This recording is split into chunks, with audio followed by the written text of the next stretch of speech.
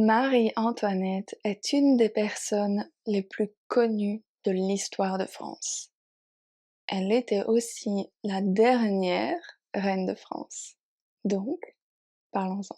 N'oubliez pas de télécharger le PDF gratuit de ce chit-chat sur mon site internet et ou le cahier d'exercices sur Patreon. Cette vidéo a aussi des sous-titres en français et en anglais si vous en avez besoin. C'est parti, parlons de Marie-Antoinette. Marie-Antoinette est née en 1755 en Autriche. Elle était la fille de l'impératrice Marie-Thérèse d'Autriche.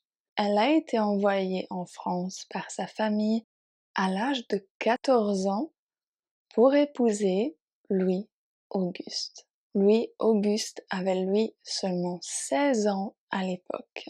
Il deviendra plus tard le roi Louis XVI. Leur mariage avait pour but de renforcer les liens entre l'Autriche et la France. Marie-Antoinette est devenue reine en 1774 lorsque son mari, Louis XVI, est devenu roi.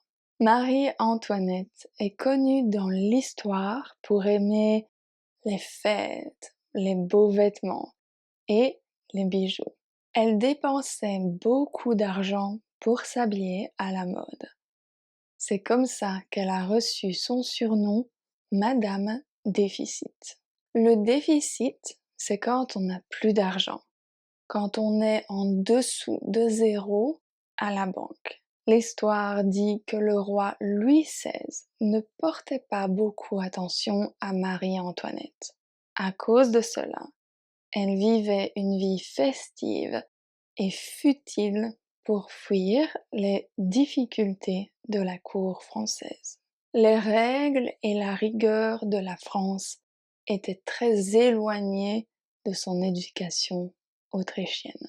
Pendant son temps libre, elle passait beaucoup de temps au Petit Trianon, aussi connu sous le nom de hameau de la Reine. C'était un petit village construit pour la reine à Versailles. Au Petit Trianon, elle pouvait se détendre et jouer à la fermière. Elle portait des robes simples et elle s'occupait des animaux. Le peuple trouvait ça bizarre pour une reine, mais c'est comme ça qu'elle aimait passer son temps libre.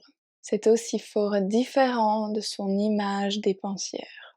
À la fin des années 1780, la Révolution française éclate et tout change pour la famille royale. La France est en crise financière et le peuple souffre de la faim.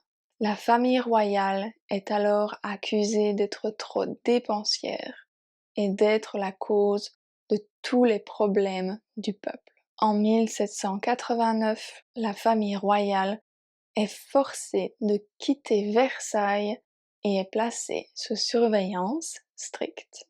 En 1791, Marie-Antoinette et Louis XVI tentent de quitter la France. Ils sont capturés à Varennes, à 250 km de Paris.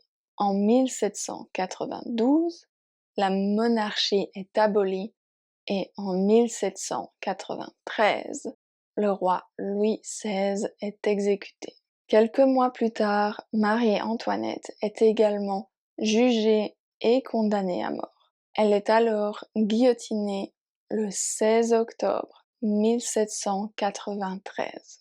Le jour de son exécution, Marie-Antoinette a accidentellement marché sur le pied de son bourreau. Pour s'excuser, elle a dit « Pardonnez-moi, monsieur, je ne l'ai pas fait exprès ». Ce geste de politesse était son dernier mot. Le 16 octobre 1793, un peu après midi, la reine est guillotinée sur la place de la Révolution, qui est maintenant la place de la Concorde.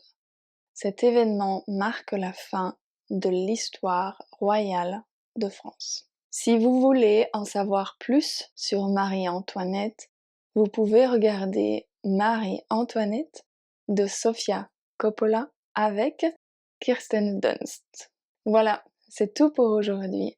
J'espère que vous avez aimé ce chit-chat. Merci à mes patrons comme d'habitude.